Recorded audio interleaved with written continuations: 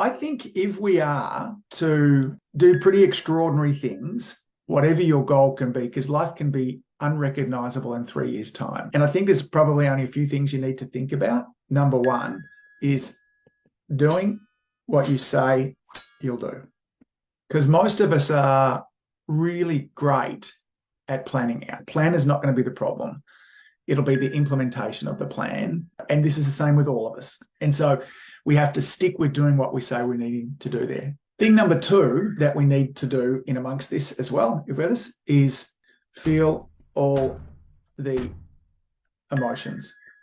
What I mean by this is we just have to be prepared to feel the frustration, the overwhelm, the rejection, the fear, the shame, sometimes the humiliation, the confusion. All these things are going to come up, and we have to be prepared to feel them all, not move away from them, step into them, and know that, because once we know that we can feel humiliation and rejection and failure, and that it doesn't actually kill us, it doesn't feel pleasant, that we can move through it away, you literally develop a superpower, because that's the thing that holds all of us back.